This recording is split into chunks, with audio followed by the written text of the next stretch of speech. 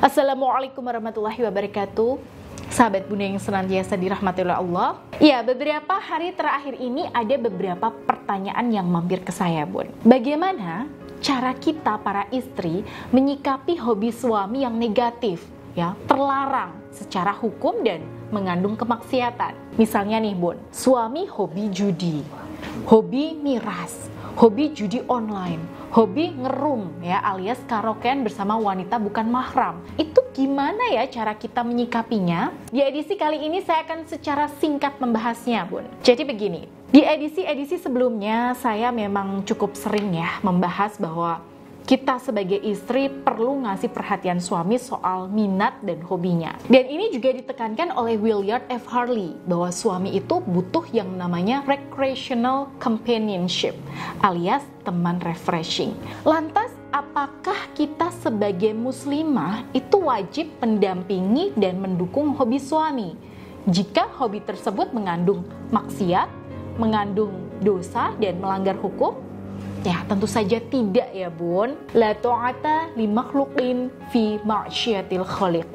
Ya, tidak ada ketaatan pada makhluk dalam bermaksiat kepada Sang Pencipta, Allah Subhanahu wa taala. Nah, lantas bagaimana dong, Bun? Kalau suami punya hobi judi, baik online maupun offline, hobi menenggak miras, atau karaokean bareng wanita yang bukan mahramnya. Di sini saya khususkan membahas soal suami yang hobi miras dan judi dulu ya. Kalau kita merujuk pada turunnya dalil pelarangan khamar di zaman Rasulullah dulu, Allah itu tidak langsung mengharamkan khamar atau minuman keras seketika. Tapi larangan itu diturunkan secara pelan-pelan dan bertahap. Nah, yang pertama nih, Bun, ayatnya masih membolehkan. Ya, seperti surah An-Nahl ayat 67. Dan dari buah kurma dan anggur, kamu buat minuman yang memabukkan dan rezeki yang baik. Dan seterusnya. Tahap yang kedua, turun ayat yang menimbang untung ruginya miras dan judi. Dalam Quran surat Al-Baqarah ayat 219. Mereka bertanya kepadamu tentang khamar dan judi. Katakanlah, pada keduanya terdapat dosa yang besar dan beberapa manfaat bagi manusia, tetapi dosa keduanya lebih besar dari manfaatnya. Di tahap ini, Allah itu mengajak manusia untuk berpikir dan menimbang ulang kebiasaan minum khamar dan judi tadi. Bahwa senikmat apapun berjudi dan minum khamar, kerugiannya itu lebih besar. Jadi di sini kita sebagai istri bisa mengajak suami diskusi dan ngobrol santai. Oke, misalnya nih, Bun, Mas, kalau kamu lagi mabuk itu rasanya gimana sih? Nah, ini biarkan suami mengungkapkan ya, jangan dipotong, Bun, jangan disalahkan. Ya mungkin suami akan bilang, ya enak banget lah, jadi lupa deh masalah kita, enteng gitu, dan sebagainya. Nah, lalu Bunda ajak ngomong lagi nih, tapi apa masalah kamu bisa selesai hanya dengan mabuk?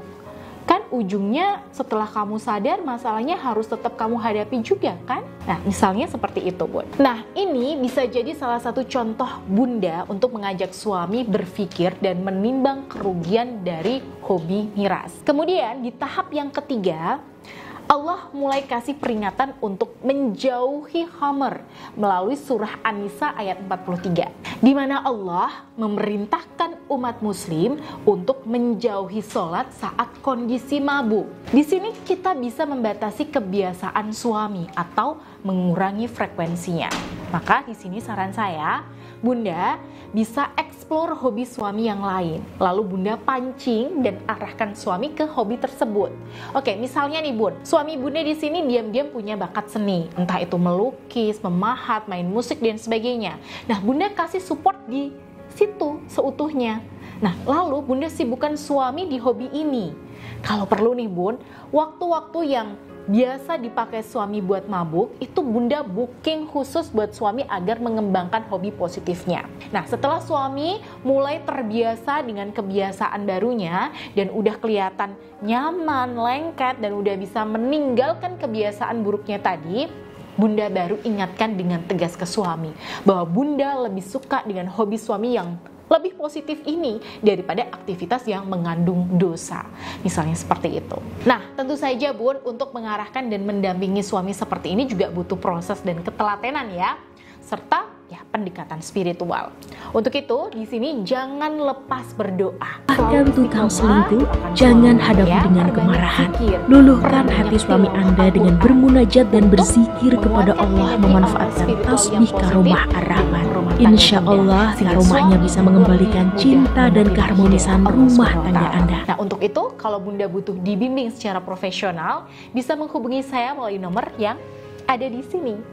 Baik, semoga konten kali ini bisa memberikan sedikit pencerahan ya Bun.